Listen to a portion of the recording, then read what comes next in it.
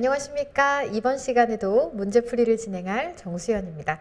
이번 시간에는요, 챕터 2 CS 전략론에 관련한 문제를 함께 풀어보도록 하겠습니다. 자, 첫 번째 문제부터 바로 확인해 보도록 하겠는데요. 첫 번째 문제에 바로 이 서비스 청사진에 관해서 이야기를 하고 있습니다. 시험에 굉장히 많이 나오는 문제라고 파악해 주시면 되겠고요. 여기에서 외부 고객과 일선 종업원 사이에 그어진 수평선을 물어보고 있는 문제입니다.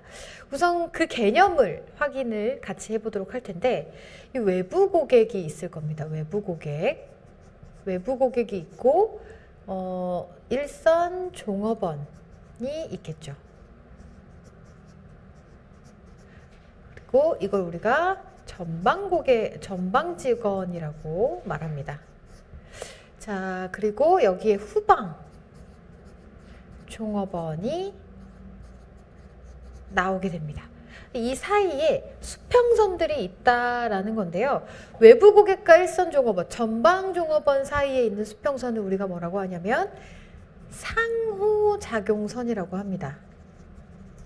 그리고 일선 종업원, 전방 종업원과 후방 종업원 사이에 있는 선을 우리가 가시선이라고 얘기를 해요. 그래서 요 선의 어떤 개념을 좀 정확하게 이해를 한다면 우리가 굉장히 잘 이해를 할 수가 있겠다. 그리고 이 밑으로도 지원 프로세스라는 게 있습니다.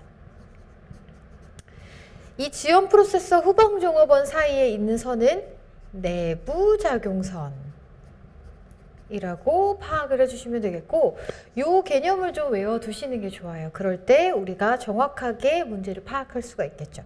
그래서 지금 물어보는 건 외부 고객과 일선 종업원 사이에 그어진 수평선을 얘기하고 있기 때문에 상호작용선이 정답이 되겠습니다. 그래서 1번의 정답은 2번이 되겠네요. 자, 두 번째입니다. 다음 중 서비스 청사진의 작성 단계를 순서대로 나열한 것. 서비스 청사진에 대해서 다시 한번 문제가 나왔어요. 작성 단계를 순서대로 나열한 것을 골라보라고 합니다. 우선 첫 번째로 서비스 청사진을 작성할 때 가장 1순위가 되는 것이 바로 과정의 도식화예요. 자, 이 과정의 도식화를 찾아서 첫 번째 그게 안 나오는 거는 이렇게 지워버리면 되겠죠. 그러면 세 가지가 남습니다. 과정을 도식화한 후에 우리가 어떤 걸 해야 되느냐. 우선 남아있는 것부터 차근차근 한번 살펴볼까요? 우리가 이 과정의 도식화 다음에 서비스 청사진의 작성 단계를 다 외우면 좋겠지만 그러지 못할 경우에 조금 애매하다 하는 경우에 어떤 식으로 문제를 풀어가는지에 대한 팁을 좀 드리려고 합니다. 과정의 도식화가 1단계라는 건 우리가 이제 파악을 해서 세 가지가 남았어요. 그러면 이거부터 한번 보도록 할게요. 청사진을 바로 수정할 수 있을까요? 과정을 도식한 다음에? 그럴 수 없겠죠. 과정 도식한 다음에 어떤 일련의 과정이 있고 그 과정을 통해서 분석이 끝나야만 청사진을 새로 수정할 수 있는 겁니다. 그래서 이 청사진 수정은 답이 안 되겠죠. 그리고 수익성 분석도 도식화한 다음에 그 다음에 어떤 작업들이 있어야만 수익성을 분석할 수 있는 거예요. 그래서 3번도 답이 아니겠죠.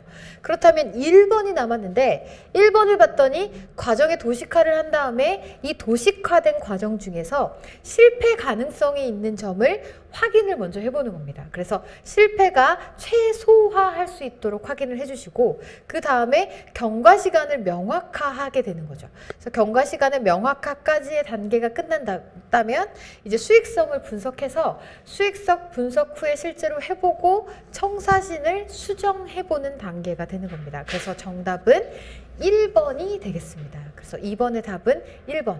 이 작성 단계를 정확하게 외워두시고 이거를 이렇게 언어적으로 단계별로 좀 외우기 어렵다면 그 어떤 카테고리를 좀 흐름으로 알고 계시다 보면 이 보기를 봤을 때 정답을 맞추실 수 있겠다라는 거 기억해 두시면 되겠습니다. 그래서 2번의 정답은 1번이었습니다. 자, 3번 한번 보도록 하겠습니다. 서비스 모니터링의 요소 중에 고객들이 실제적으로 어떻게 대우를 받았는지에 대한 고객의 평가와 모니터링 점수가 뭐 해야 돼요? 일치해야 된다라고 얘기하는 겁니다. 이를 반영해야 한다라는 것에 대한 의미 한번 찾아봐야 될 텐데 우선 고객의 평가가 있겠죠. 와 모니터링 점수가 있을 겁니다.